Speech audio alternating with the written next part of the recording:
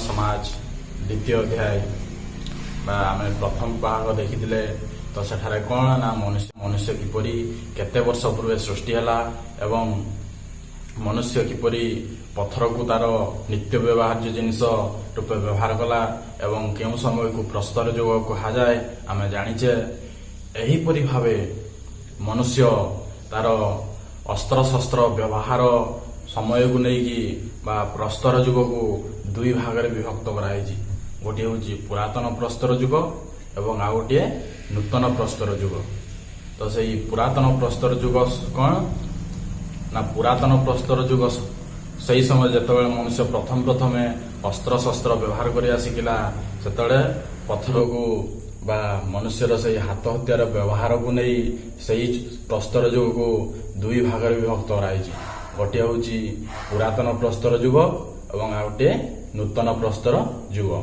पुरातन प्रस्तर युग कौन ना पुरातन प्रस्तर युगरे मनुष्य खाद्य संग्रह और निरापत्ता प्रस्तर को एकमात्र माध्यम रूपे व्यवहार करुला। एमाने व्यवहार करुवा अस्त्र शस्त्र गुड़िक चिकण बा सुंदर नथिला। पुरातन प्रस्तर युग समय व्यवहार होता अस्त्र शस्त्र गुड़िक तेणु ए युग को पुरातन प्रस्तर युग कहगला। निजर खाद्य संग्रह और जाजावर जीवन यापन ए युगर मनुष्य को केतोटी दिग को दृष्टि देवाकू पड़ुला। प्रथमतः जो स्थान से किछि समय रोते से अंचल फलमूल और शिकार अभाव देखादेले से स्थान छाड़ी अन्य स्थान को चली जाउथिले।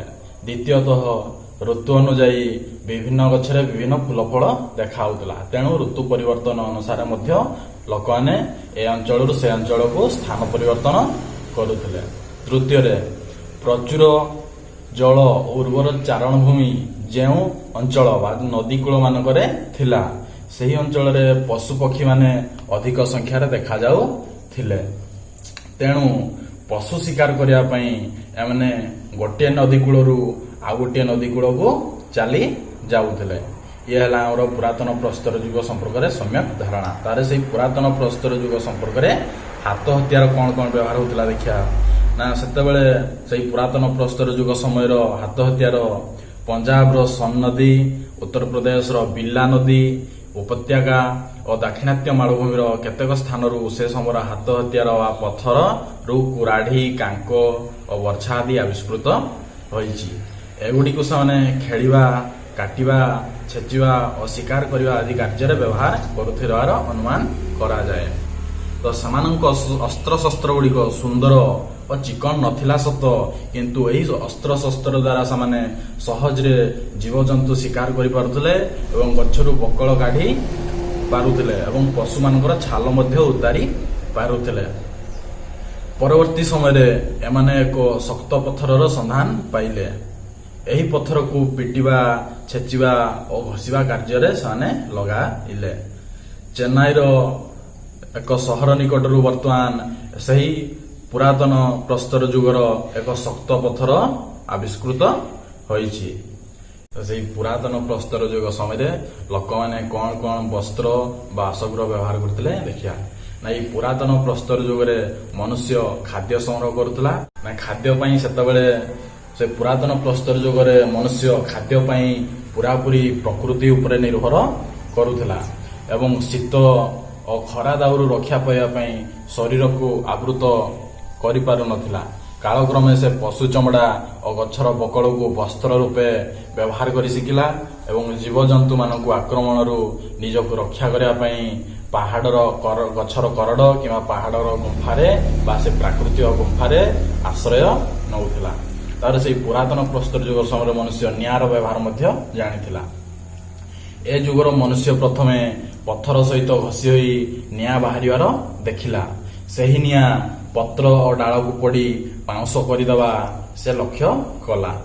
तेणु जाड़िया यही कौशल अवलंबन करी निआ व्यवहार बा बाहर कला।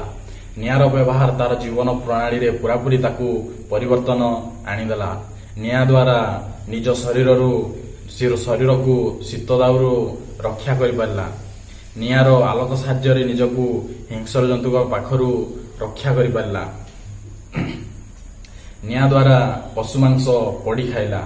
ଆଉ କଣ କଲା ନା କଞ୍ଚା ମାଂସ ପ୍ରଥମେ ଖାଉଥିଲା ଯୋଉ, ତାପରେ ପୋଡା ଖାଇବାର ସ୍ୱାଦ ସେ ଜାଣିପାରିଲା।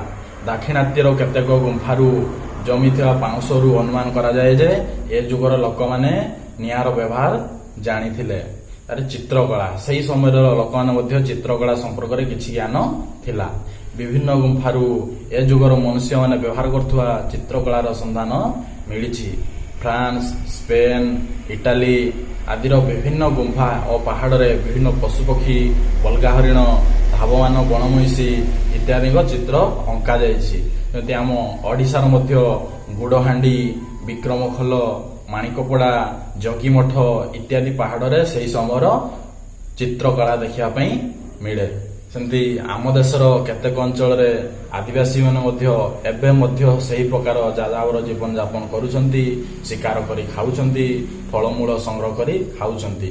ସେମିତି କେରଳରେ ବାସ କରୁଥିବା ପାଣ୍ଡାରାମ ଏବଂ ଓଡ଼ିଶାର କୋରାପୁଟ ଜିଲ୍ଲାରେ ବାସ କରୁଥିବା ବଣ୍ଡା ଜାତିର ଆଦିବାସୀ ଲୋକମାନେ ମଧ୍ୟ ଏବେ ମଧ୍ୟ ସେହିଭଳି ପ୍ରାଚୀନ ସଂସ୍କୃତି ପରମ୍ପରା ସହିତ ବଞ୍ଚି ରହିଛନ୍ତି।